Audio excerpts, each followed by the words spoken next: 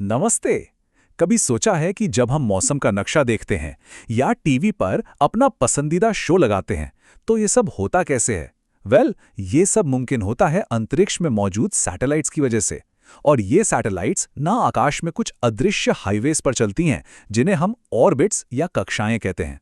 तो आज हम यही समझने वाले हैं कि कैसे एक सैटेलाइट का रास्ता, उसका पाथ ही उसका काम तय करता है। तो फिर सवाल ये उठता है कि भाई कैसे एक सैटेलाइट 2400 घंटे सातों दिन एक ही जगह पर नजर रख सकता है जबकि कोई दूसरा सैटेलाइट पूरी की पूरी पृथ्वी को स्कैन करता रहता है। कमाल की बात है ना? इसका जवाब उनकी ऑर्बिट्स में, उनकी कक्षाओं में ही छिपा है। तो चलिए मिलकर इस पहेली को सुलझाते हैं। तो सबसे पहले बात करते हैं जियोस्टेशनरी ऑर्बिट की, जिसे शॉर्ट में कहते हैं जीईओ। इसे एक तरह से फिक्स्ड ऑर्बिट भी कह सकते हैं। जरा सोचिए, ऐसा लगे जैसे किसी सैटेलाइट को आसमान में एक ही जगह पर बस पार्क कर दिया गया हो। देखिए, जियोस्टेशनरी ऑर्बिट में सैटेलाइट पृथ्वी पर किसी एक पॉइंट के ऊपर एकदम स्थिर, एकदम फिक्स्ड दिखाई देता है। अब ऐसा होता क्यों है?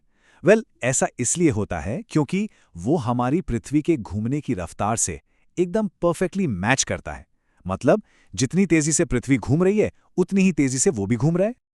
और जो बात इसे वाकई दिलचस्प बनाती है वो है इसकी हाइट, इसकी ऊंचाई। जरा इस नंबर पर गौर कीजिए, 35,786 किलोमीटर। ये सैटेलाइट्स पृथ्वी से इतनी ज्यादा अविश्वसनीय ऊंचाई पर होते हैं। और पता है, यही खास ऊंचाई है, यही वो मैजिक नंबर है जो 24 घंटे की ऑर्बिट को मुमकिन बनाता है। इसी वजह से वो पृथ्वी के साथ साथ कदम से कदम मिलाकर घूम पाते हैं। तो चलिए फटाफट देखते हैं जियो की मेन खासियतें क्या हैं। पहली बात, ये सीधे भूमध्य रेखा यानी इक्वेटर के ऊपर चक्कर लगाता है।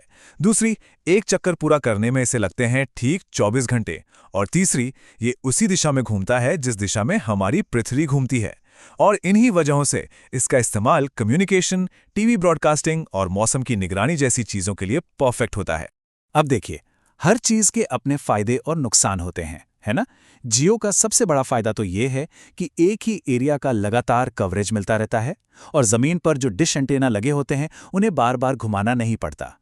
लेकिन एक नुकसान भी है, क्योंकि ये इक्वेटर के ऊपर है तो पोल्स यानी ध्रुवों के पास इसका कवरेज काफी खराब होता है और इतनी ज्यादा दूरी की वजह से सिग्नल पहुंचने में थोड़ी देरी भी होती है, जिसे हम सिग्नल डिले कहते हैं। चलिए अब जियो से आगे बढ़ते हैं और एक दूसरी तरह की ऑर्बिट को समझते हैं।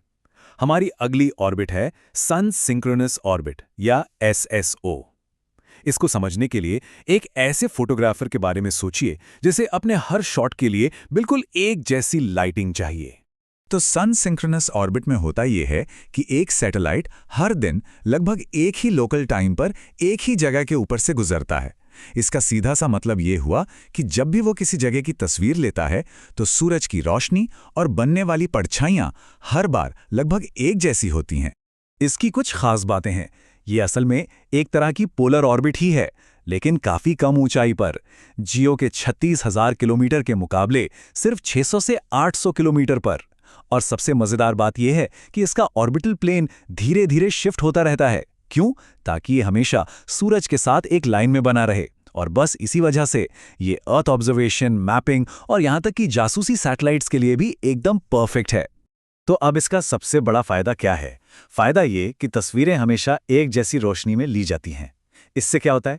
इससे समय के साथ हो रहे बदलावों, जैसे कि किसी जंगल के कटने या शहर के फैलने की तुलना करना बहुत आसान हो जाता है।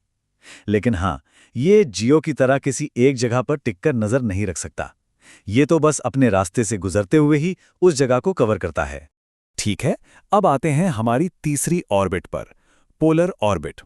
इसे समझने का एक बहुत बढ़िया तरीका है एक लॉन में घास काटने वाली मशीन के बारे में सोचिए। जैसे वो मशीन एक एक पट्टी करके पूरे लॉन को कवर कर लेती है, कुछ वैसा ही काम ये ऑर्बिट करती है। पोलर ऑर्बिट में सैटेलाइट, जैसा कि नाम से ही जाहिर है, नॉर्थ पोल से साउथ पोल की तरफ, मतलब उत्तर से दक्षिण की ओर यात्रा करता है। अब होता यह है कि सैटेलाइट तो अपने रास्ते पर घूम रहा है, लेकिन हमारी पृथ्वी उसके नीचे लगातार घूमती रहती है और इसी वजह से धीरे धीरे वो पूरी दुनिया को स्कैन कर लेता है, कोई कोना नहीं छोड़ता। तो इसकी क्या खासियतें हैं? पहली, इसकी ऑर्बिट का झुकाव या इंक्लिनेशन करीब करीब 90 डिग्री होता है। दूसरी, ये ज़्यादातर एक लो अर्थ ऑर्बिट होती है, मतलब पृथ्वी के काफ़ी करीब। और जैसा हमने अभी बात की, पृथ्वी का घूमना ही इसे पूरे प्लैनेट का कवरेज दे पाता है। और इसका इस्तेमाल मौसम की जानकारी, पृथ्वी की मैपिंग और जासूसी के लिए। इसका फायदा तो बिल्कुल साफ है, ग्लोबल कवरेज। अगर पूरी पृथ्वी को स्कैन करना है तो इससे बेहतर कुछ नहीं। लेकिन इसका नुकसान भी वही है, ये किसी एक जगह पर लगातार नजर नहीं रख सकता। और किसी एक खास जगह के ऊपर से ये दोबारा कब गुजरेगा, यानी इसका रीविजिट टाइम, ये पूरी तरह से मिशन के डिजाइन पर निर्भर करता है। ठीक है, तो हमने 3 अलग-अलग ऑर्बिट्स के बारे में जाना। अब चलिए इन तीनों को एक साथ रखकर इनकी सीधी-सीधी तुलना करते हैं, ताकि जो भी कंफ्यूजन हो वो बिल्कुल दूर हो जाए। तो यहां देखिए, तीनों आमने सामने हैं। सबसे पहले जियोस्टेशनरी, बहुत ऊंची, करीब 36,000 किलोमीटर पर, इक्वेटर के ऊपर एक ही जगह फिक्स रहती है, मेन काम है कम्युनिकेशन।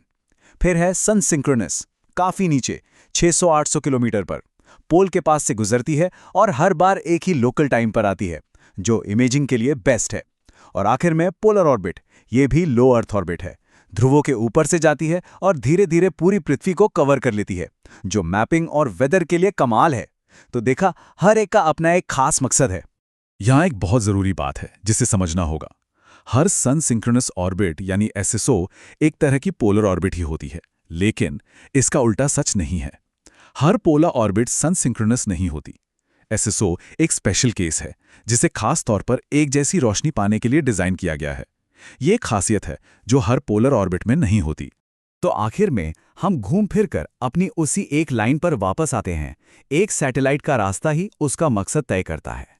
चाहे बात हो 24 घंटे कम्युनिकेशन की, या फिर समय के साथ हो रहे बदलावों पर नजर रखने की, या फिर पूरी दुनिया का नक्शा बनाने की, इन सब के पीछे सही ऑर्बिट का चुनाव ही होता है, जो ये सब कुछ मुमकिन बनाता है।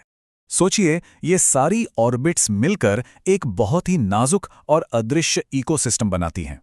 और जैसे जैसे हम अंतरिक्ष में और ज्यादा सैटेलाइट्स भेजते जा रहे हैं, ये हाईवेज और भी ज्यादा भीड़भाड़ वाले होते जा रहे हैं।